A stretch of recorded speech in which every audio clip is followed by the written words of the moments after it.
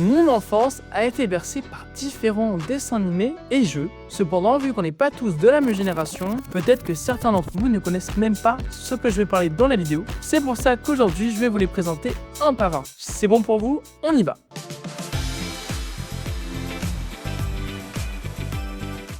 Du coup, on va commencer, et là c'est un des piliers de la cour de récré, les billes. Les billes sont de petits objets sphériques utilisés comme jouets depuis l'Antiquité. On en a retrouvé en argile, en pierre, datant de plusieurs milliers d'années. Elles sont devenues particulièrement populaires durant les derniers siècles avec la production de billes en verre. Le jeu de billes s'est énormément manifesté dans les cours de récréation. Les règles varient selon les régions, mais le principe reste souvent le même. Soit on lance une bille pour tenter de toucher ou déloger celle des adversaires, parfois viser un trou tracé dans le sol, ou encore accumuler et gagner les billes des autres joueurs. Alors ça déjà pour savoir, c'est vraiment la sacoche que j'utilisais à l'époque de l'école primaire. On voit quand même qu'elle a bien utilisé, il y a des trous partout, et elle est bien sale aussi. Alors on va regarder un peu le butin que j'avais à l'époque. Et j'en avais pas mal en vrai, hein. J'avais tout ça, donc en vrai c'est pas mal. Hein. Et du coup à l'intérieur, on peut retrouver plein de styles de billes, logique. Donc j'avais les petites comme ça. Ensuite j'avais celles qui sont un peu plus grosses. Après j'avais je sais plus comment ça s'appelle. Aussi je sais pas pourquoi j'avais des billes pétées en deux, genre demi-sphère. Et après j'avais un dernier style aussi. Ah oui, j'avais des plates aussi comme ça. Toute plate. Mais du coup, pour l'anecdote, il me semble que j'ai acheté genre une dizaine de billes dans ma vie maximum. Et en fait, tout ça, j'ai réussi à gagner en faisant des petits jeux dans la cour de récré. Du coup, c'est un peu notre casino de l'époque. Soit tu perdais des billets, soit t'en gagnais. Et du coup, en vrai, je me suis plutôt bien sorti.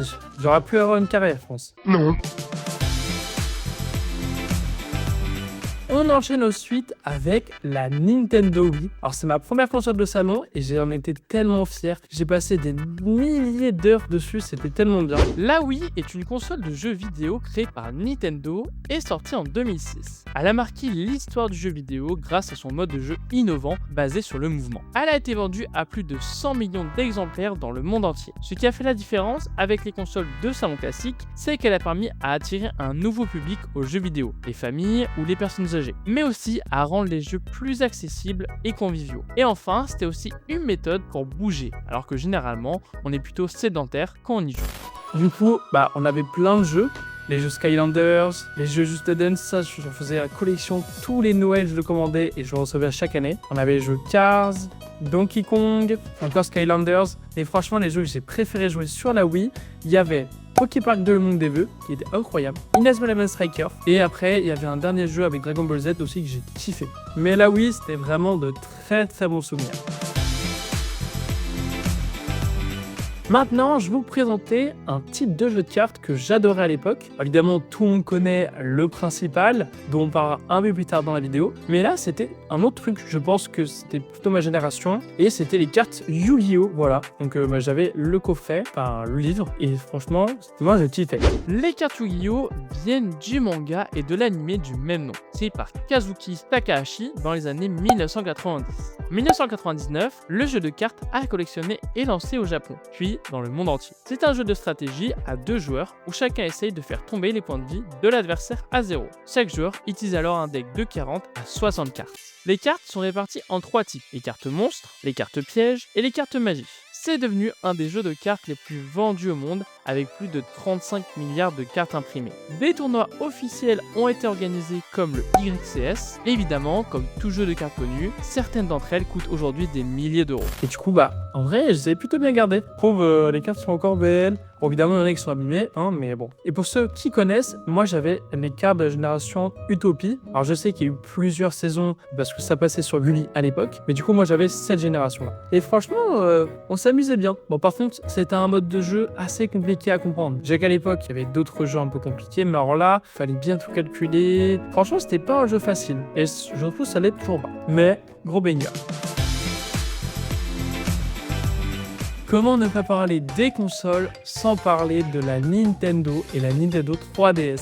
Sortie en 2004, la DS a révolutionné le jeu vidéo portable. Elle avait 2 écrans, dont un tactile, une grande nouveauté pour l'époque. on pouvait jouer avec un stylet, parler au micro et même se connecter en multijoueur sans fil. Pour la 3DS, sortie en 2011, c'est le même principe, mais on va y intégrer un mode 3D et quelques autres nouveautés. Au niveau des jeux, on pouvait y retrouver les jeux Mario Kart, Pokémon, Inazuma Eleven et bien d'autres. Ça, c'était mon meilleur ami pendant toute mon enfance. J'ai passé je ne sais pas combien d'heures. Après, c'est logique, c'était beaucoup plus pratique. Tu pouvais l'emmener partout. Du coup, c'était comme ça, pour ceux qui ne connaissent pas. Mais ça, c'était tellement bien. Évidemment, j'ai retrouvé plein de cartouches, j'en ai plein. Et j'avais tous mes jeux préférés. Un de mes premiers jeux que j'ai eu, c'était Super Mario Bros 2. Après, j'avais aussi eu Inazuma Eleven Go Chrono Stone. Ça, c'est un banger absolu. Pour tous les fans d'Inazuma, c'était le meilleur jeu. Mais évidemment, j'ai eu les Mario Kart. J'ai eu beaucoup de jeux Mario. Pas mal de jeux Pokémon, évidemment. Où j'ai commencé par Noir et Blanc. Enfin, moi, du coup, c'était le Noir, je crois, avec Reshiram. Mais franchement, la Nintendo et la Nintendo 3DS, que de bons souvenirs. D'ailleurs, n'hésitez pas à me dire dans les commentaires votre jeu d'enfance.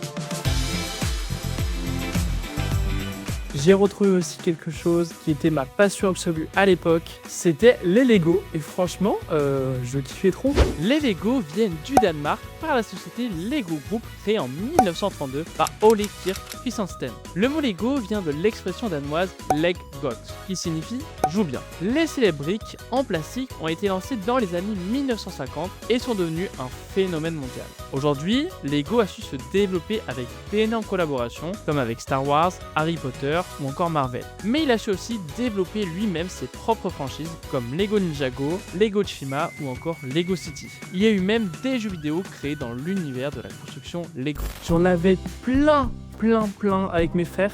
Moi, c'était les Lego Chima, pour ceux qui connaissent, et mes frères, c'était plutôt Ninjago. Mais franchement, les Lego, c'est toute mon enfance. Je passais des heures à construire dans ma chambre, et malheureusement, il m'en reste encore plein à construire. D'ailleurs, petite anecdote, au moment de mon premier déménagement, j'avais décidé de ne pas reconstruire mes premiers Lego parce que j'avais trop peur de perdre des pièces, parce que entre ma première maison et ma vraie maison d'aujourd'hui, on a eu une deuxième maison un peu en attente. De base, on devait attendre max 1 an et au final, on a attendu, je crois, 6 ans. Du coup, on a perdu énormément de temps et depuis, je les ai toujours pas construits. En vrai, dommage. En vrai, j'avais de très belles pièces.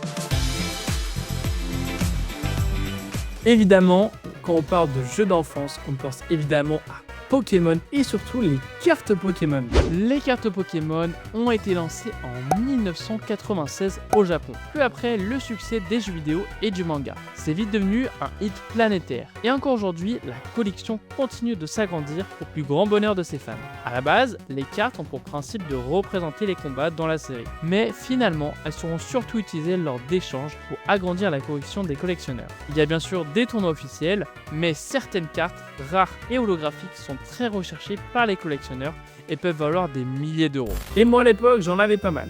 Un premier livret, un deuxième, un troisième et beaucoup de cartes. Ça fait beaucoup là, non? Évidemment, j'en ai encore plus que ça, mais le problème c'est que je ne sais pas où elles sont passées. Mais en vrai, j'avais plutôt de bons livrets, plutôt bien remplis. Comme vous pouvez voir, j'avais quand même pas mal de cartes. D'ailleurs, avec mes frères, on faisait une petite collection à part. Chacun faisait la collection de cartes un peu différentes. Donc moi, c'était les SP. Donc en gros, avec le petit logo qui était à gauche, ça nous permet de savoir à qui appartenait ce Pokémon. Donc là, par exemple, dans ma main, j'ai Ectoplasma qui appartenait à un Pokémon de champion. Je vous avoue, je me rappelle plus du nom, mais c'était comme ça. Après, j'avais un de mes frères qui faisait la collection de la Team Plasma. Donc ça, c'est des cartes qui sont apparues, je crois, dans les années 2015, 2016, 2013. Oui, c'est un peu plus vieux.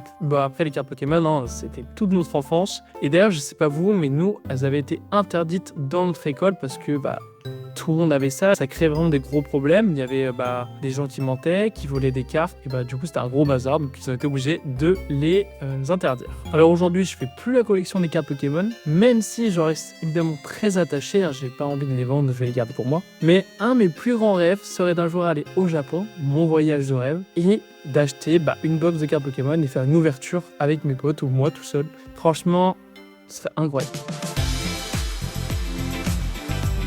Pour finir, un autre élément hyper connu à l'époque pour l'école maternelle, encore une fois, enfin maternelle et primaire, c'était les toupies Beyblade. Les Beyblade sont des toupies de combat créées au Japon dans les années 1999-2000. Inspirées par un jeu traditionnel japonais appelé le Beigoma, elles sont devenues célèbres grâce à l'anime Beyblade, qui a popularisé le concept dans le monde entier. Le principe du jeu est très simple. Deux joueurs s'affrontent en lançant leur toupie dans une zone de combat, et la première qui s'arrête de tourner perd. Une toupie est composée de 3 parties.